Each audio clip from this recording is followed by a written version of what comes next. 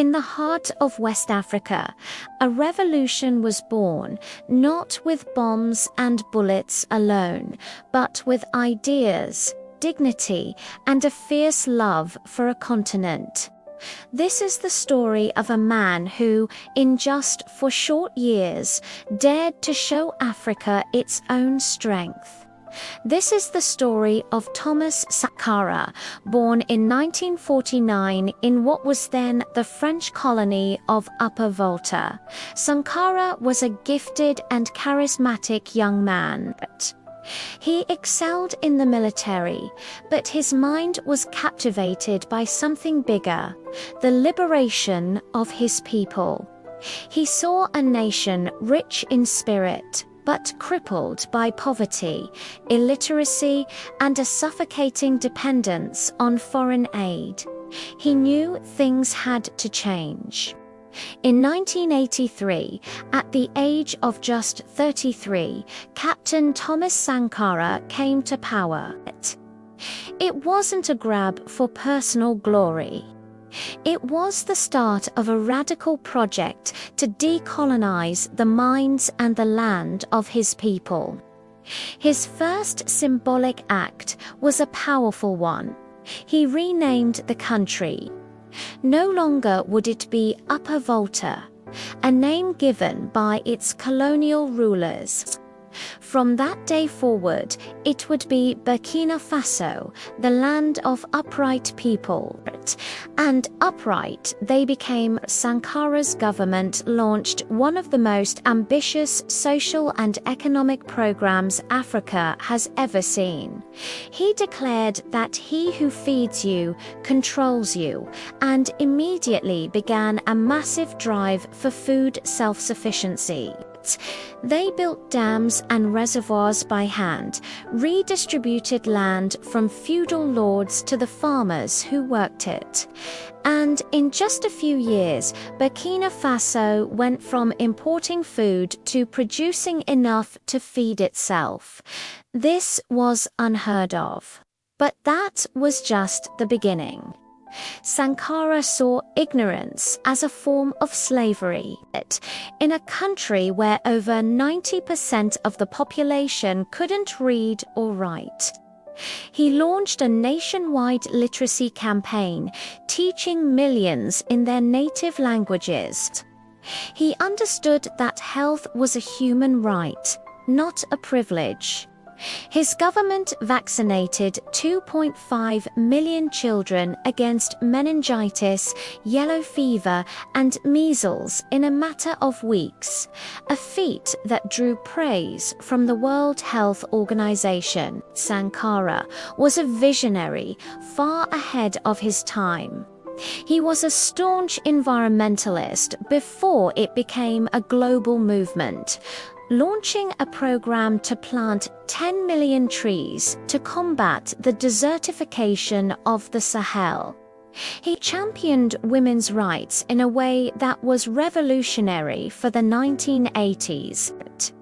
He outlawed forced marriages and female genital mutilation, and appointed women to high positions in government, declaring the revolution and women's liberation go together.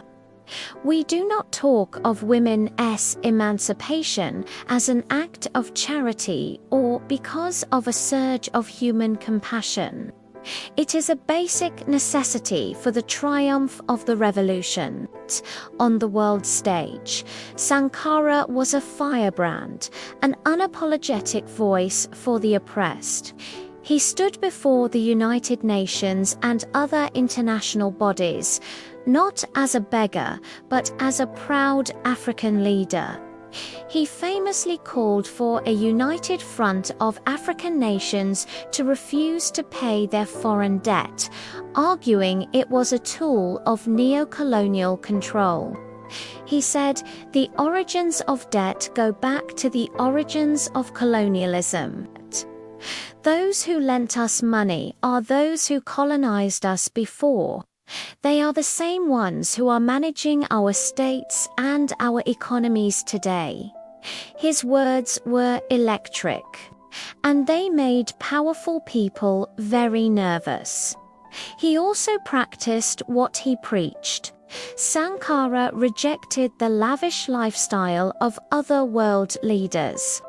He sold off the government's fleet of Mercedes cars and made the Renault 5, the cheapest car sold in Burkina Faso at the time, the official service car for his ministers. He lived in a small, simple house, wore clothes made from local cotton, and his most valuable possessions were said to be a guitar and a refrigerator. He reduced his own salary to just $450 a month. He wanted to prove that a leader could and should live like their people. Sankara's revolution was about more than just policy. It was about instilling a sense of pride, self-reliance, and dignity in his people. He encouraged Burkina to wear traditional cotton clothing, consume local food, and embrace their own culture. He famously said, "Our country produces enough to feed us all. We can even produce more than we need. We must have the courage to tell our people that our first source of wealth is our own labor." But this bright flame of revolution was casting a shadow that powerful interests, both internal and external, could not ignore. His radical policies and anti-imperialist rhetoric threatened the established order. His challenge to the financial systems that kept African nations in debt was a direct threat. Within his own government, his incorruptible nature and fast-paced reforms created enemies.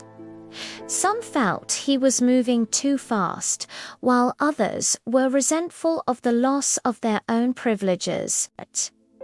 The end came on October 15, 1987. During a meeting at the presidential palace, Thomas Sankara and 12 of his aides were assassinated in a coup d'état. He was just 37 years old. The revolution was over. His body was unceremoniously buried in a simple grave.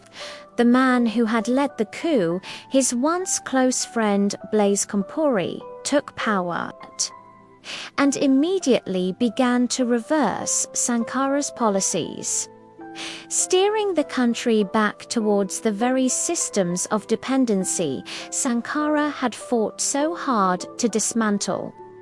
But you cannot bury an idea. Though his life was cut short, Thomas Sankara's legacy has only grown. He is remembered as Africa's Che Guevara, a symbol of incorruptible leadership, Pan-African pride, and revolutionary hope. His speeches are still studied. His actions still inspire a new generation of activists, leaders, and thinkers across Africa and the world who believe in a continent free from foreign domination and internal corruption. He ruled for only 4 years, but in that brief time, he showed the world what is possible when a leader truly serves their people. He proved that a nation, no matter how poor, can stand upright with dignity. Thomas Sankara refused to bow, and in doing so, he became the conscience of a continent, a timeless reminder of the power of courage, integrity, and the unwavering belief in a better future. His fire was extinguished, but his light continues to shine. Thank you so much for watching.